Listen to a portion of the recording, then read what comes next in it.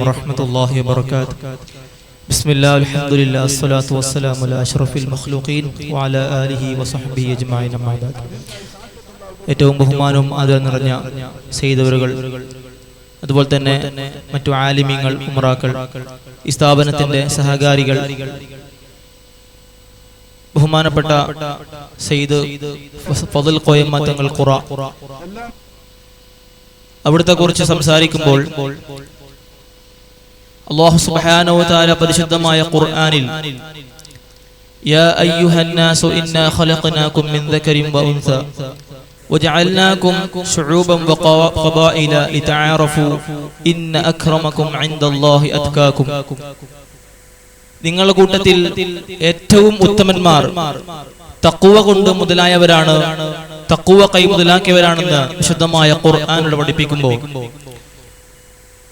നമ്മുടെ ബഹുമാനപ്പെട്ട തങ്ങളുടെ ജീവിതം, അവിടുത്തെ ജീവിതം മുഴുവനും തഖ്വയധിഷ്ഠിതമായ ജീവിതമായിരുന്നു. നമ്മുടെ ഉസ്താദ് പറഞ്ഞ പോലെ, ബാലപ്പള്ളി ഉസ്താദ് പറഞ്ഞ പോലെ, പഴമയിലൂടെ ആ പഴമ നിലനിർത്തി പരിശുദ്ധമായ ദീൻ, അതിനൊരു വിട്ടുവീഴ്ചയും ചെയ്യാതെ അവിടുന്ന് ജീവിച്ചു കാണിച്ചു എന്നത് ഏറ്റവും വലിയ കറാമത്താണ്. ഇന്ന് നാമൊക്കെ ഒരു ട്രെൻഡായി കാണുന്നത് പഴമ തന്നെയാണ്.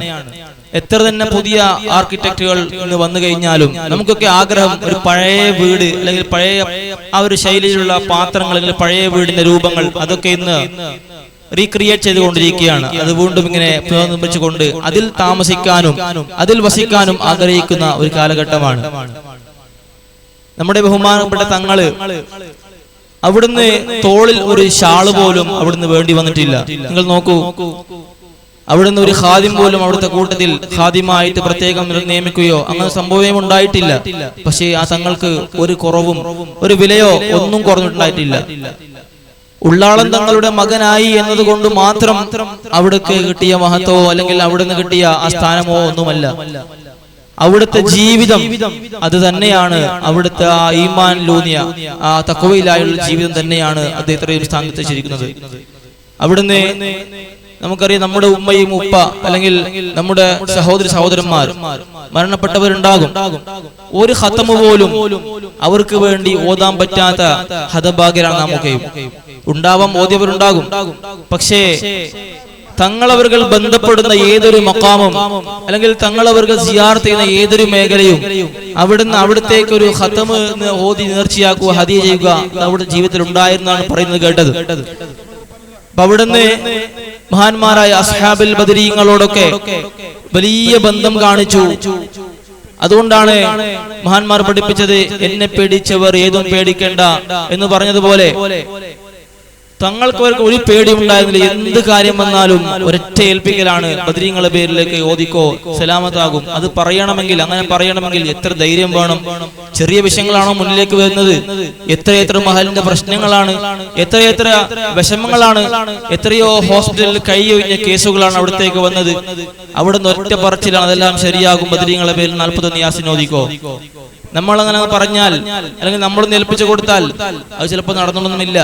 കാരണം അവരുമായുള്ള അഭേദ്യമായ ബന്ധം തങ്ങൾക്കുണ്ടായിരുന്നു.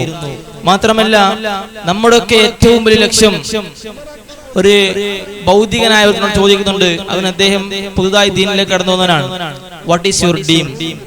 അപ്പൊ അവിടുന്ന് പറയുന്നുണ്ട്, ആ ചങ്ങായി പറയുകയാണ്, my dream is to leave this world with iman. എനിക്ക് ഈമാനോട് കൂടി ഈ ദുനിയാവിൽ നിന്ന് വിട്ടുപോകണം, അതാണ് എന്റെ ഏറ്റവും വലിയ സ്വപ്നം. മഹാനായ കൂറത്തങ്ങൾ എത്ര വലിയ ഭാഗ്യം ചെയ്തവരാണ്. നമ്മളൊക്കെ ആഗ്രഹം, നമ്മളൊക്കെ ഈ ജീവിക്കുന്നത് ഈ നല്ല രൂപത്തിൽ ഇങ്ങനെ ചെയ്യുന്നതും ഈ ചെയ്യുന്ന സൽക്കർമ്മങ്ങൾ, നിസ്കാരങ്ങൾ, നോമ്പുകൾ എല്ലാം നമ്മുടെ ഈമാൻ സലാമത്താകാൻ വേണ്ടിയാണ്. അവിടുത്തെ അവസാനത്തെ കലിമത്ത് പോലും ബഹുമാനപ്പെട്ട തങ്ങളുടെ പ്രിയപ്പെട്ട മകൻ മശൂദ് തങ്ങൾ അവിടുന്ന് പറയുന്നതായി കേട്ടിട്ടുണ്ട്. അവിടുന്ന് വഫാത്താകുന്ന സമയത്ത് ലാ ഇലാഹ ഇല്ലല്ലാഹ് എന്ന കലിമ ചൊല്ലിക്കൊണ്ടും അല്ലാഹ് അല്ലാഹ് അല്ലാഹ് എന്ന വാക്ക് ഉച്ചരിച്ചുകൊണ്ടാണ് അവിടുന്ന് വഫാത്തായതെന്ന് പറയുന്നത് കേട്ടിട്ടുണ്ട്. അതൊക്കെയാണ് ഒരു മുഅ്മിനായ മനുഷ്യന്റെ ഏറ്റവും വലിയ ഭാഗ്യമെന്ന് നാം മനസ്സിലാക്കണം. അല്ലാഹു സുബ്ഹാനഹു വ തആല ആ മഹാന്റെ പ്രത്യേകമായ ഒരു കാവൽ, അതുപോലെ തന്നെ ആ മഹാനുടെ കൂടെ നാളെ സ്വർഗ്ഗത്തിൽ നമുക്ക് ഒരുമിച്ച് കൂടാൻ അല്ലാഹു നമുക്ക് ഭാഗ്യം നൽകി അനുഗ്രഹിക്കുമാറാകട്ടെ എന്ന് മാത്രം പറഞ്ഞുകൊണ്ട് നിർത്തുകയാണ്. അസ്സലാമു അലൈക്കും വറഹ്മത്തുള്ളാഹി വബറകാതുഹു.